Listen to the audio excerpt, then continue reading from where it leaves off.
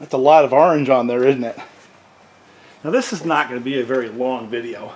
One of the conversations that we've had online, and I have certainly indulged, is the whole concept of nylon cage bearings and saw life, and that gets all blended in with the statistics of saws that fail and the ones you see going through a shop, etc. And, you know, Bob has already gone through this a lot more than I have, but you sort of change your perspective over time. I think that's what I want to talk about just a little bit. The saws that I see come through my place are usually the ones that are broken, and since I do bottom ends and bearings, a lot of those happen to come my way because people know that's what I do. But here's the issue. If all I see is saws that have bad bearings, my statistical sample of those saws is pretty high that if it's got a problem, it's probably going to be a bad bearing. I'm not a fan of the nylon cage bearings. We've gone through that. What you're looking at on the table right now is a collection of other saws that I have to deal with this next week or so, as soon as I can actually. And there's not a bad bearing in the lot, but there's an awful lot of damage in the lot, and brings up a different topic. These saws here are saws that go on crews. They're not saws that that a guy who's really into the saw business or into the saws and his logging business or whatever he does, they don't get the attention that a saw that has an enthusiast running it does. These are saws that get thrown in the back of a truck every day. They get pulled out and they get run and they get put back in. They hardly ever get cleaned, and the only time they get attention is when they break. One of these saws I've already done the bearings on, and when it came back to my shop, of course my first thought was, uh-oh, did that bearing fail? The ones I put in those Natchies and all that? I'm going, it's been a couple of years, I guess it's possible. Of course, since all I've seen for the last year and a half is 372's with bad bearings, that's right where I went. So, why am I doing this? Let's look at this saw right here.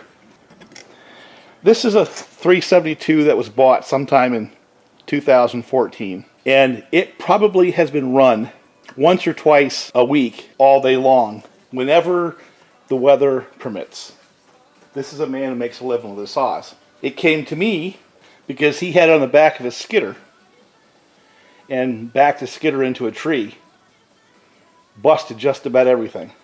So I patched it back up, new bar, chain brake, handle, you know, some used stuff like a used muffler, and the cases weren't bad.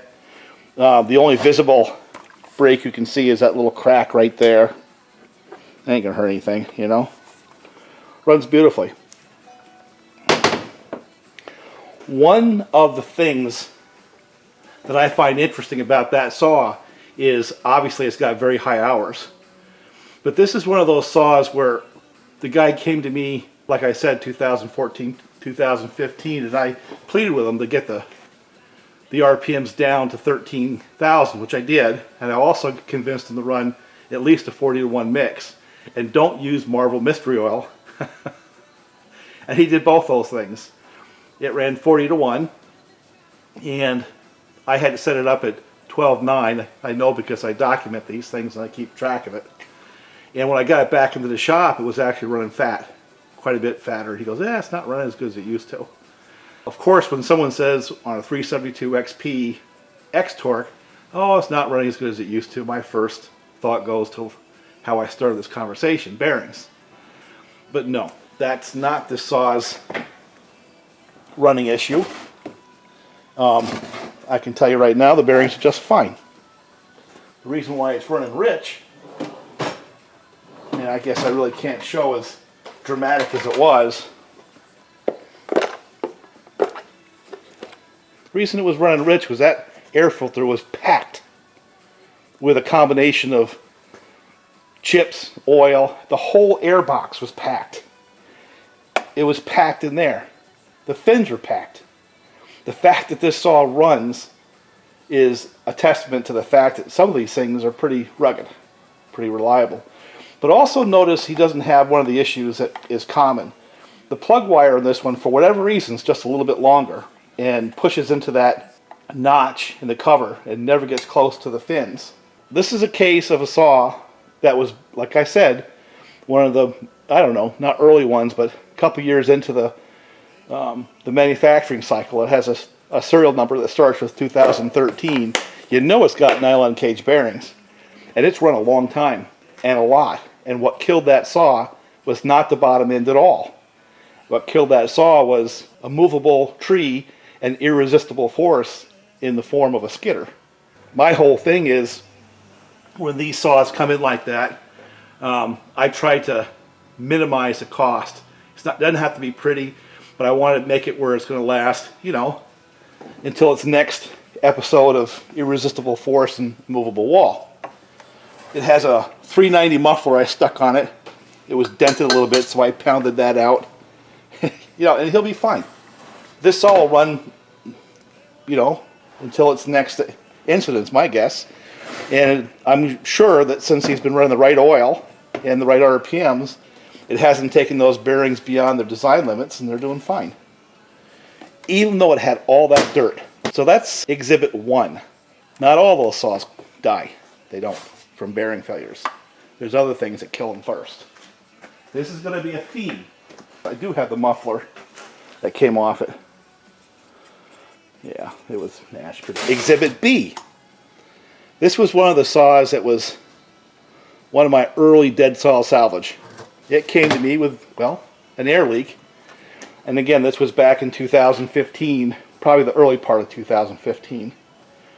And it was one of the saws that had PTO side bearing out, you know.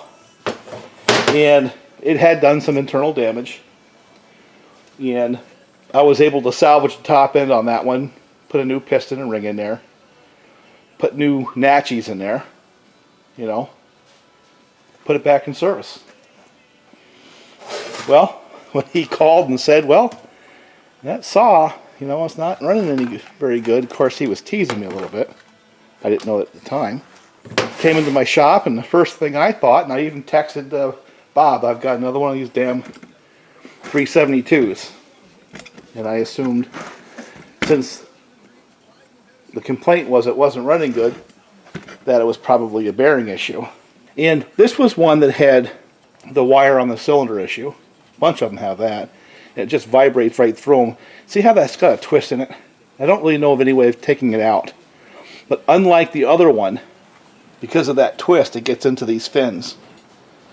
And I've tried a variety of ways of keeping it out, including on this one taking off a little material, which worked, by the way. Worked just fine. That and tape. I was like, what do you want me to do with it? He goes, take a little closer look. Well, you see that, like, right there?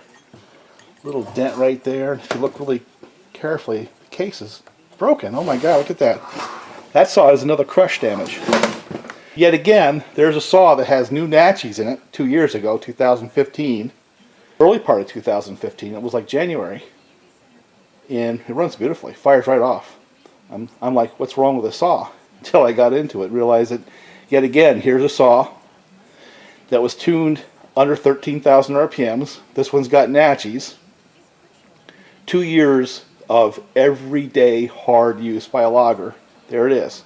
And what killed this saw was the crush. I mean, it still runs. He can still cut with it. He just wants me to fix it so it can last another few years. And this is one of those debates. What do you do? What do you do with a saw like that? It runs just fine. Cuts wood. But you got the choice to do whatever you want to make that saw right. So I think that's going to be a dead saw salvage video in a couple of weeks, where what I'll do is I'll probably either put a whole new set of cases underneath it, or at least a case half. I'm going to leave that top end alone, even though it's bent like that. They're not cracked. And I think it'll run for a long time. 576. Fix the saw. No indication what the problem was. I pull started it and it fired right off. I could see a couple little things here, so yeah, I'm looking for issues about running, because 9 times out of 10 I believe that's a ground, but it's mashed. The cover was squeezing on the thing. Yeah, look at that. It's all broken out. Oh, look at that. Whole section of the case broke out.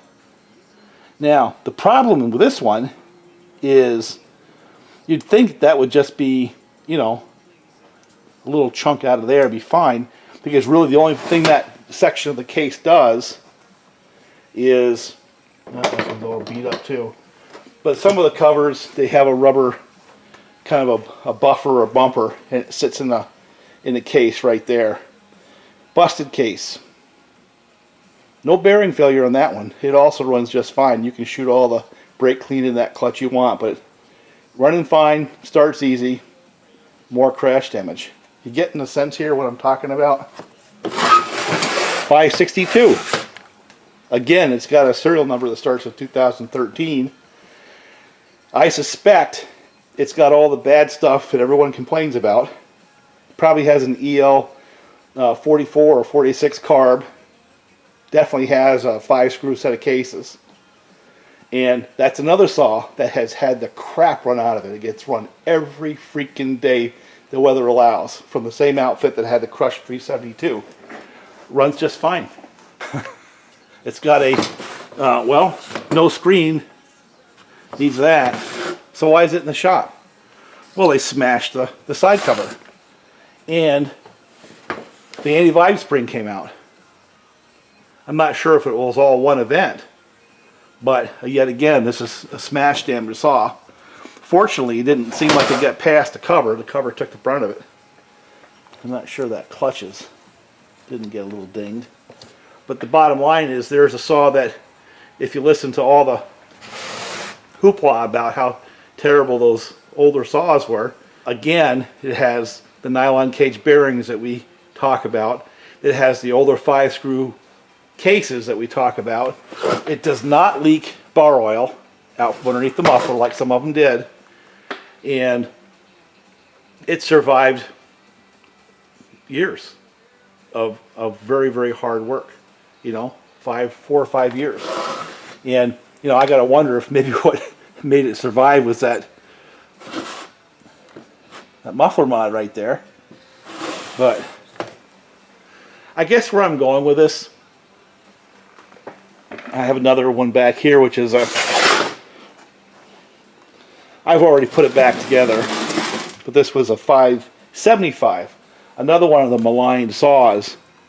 And I really didn't video any of this, but when it came to me, it was also smashed. Chain brake handle, side cover, buck and spike was all bent in, and no, it didn't have a bearing failure. It was smashed.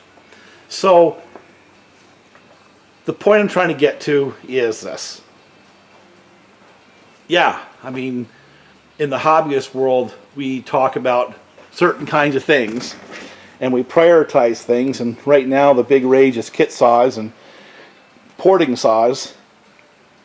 But there's just thousands and thousands of other saws out there, and there's got to be hundreds and hundreds of those from that era that are doing just fine, even with all those supposed design issues. There it is, and that's evidence that they worked. Yet again, a 575, you know, another maligned saw possibly. I don't think so. I happen to like the 575, 576. I did a video on the differences. They're rugged saws. That's another one that came out of a logging outfit. A little cleaner because I've put in some parts. But it didn't look a whole lot different than these when it came to the shop. What am I trying to say? It's all a game of statistics. And Husqvarna doesn't like giving everybody new saws unless there's a reason. And yeah, there were some teething issues with the 562's. That saw probably has more time on it than most hobbyist saws, and I'd say probably as much as any 10 hobbyist saws, just like this one did. And there they are. They have the original bearings on them. 562 old versions, 575 old versions, they run too, and some of them run for a long time. And of course, 372's, That one there, again, it has Natchies in it. Didn't die because of another bearing failure. It died because it got a busted case. Out of that outfit, it doesn't matter if I put in nylon cage bearings or whatever. They run the right oil. Things that are going to kill that saw is crash damage.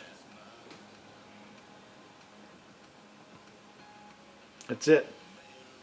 I've got another couple just like this one. Crash damage. Crash damage.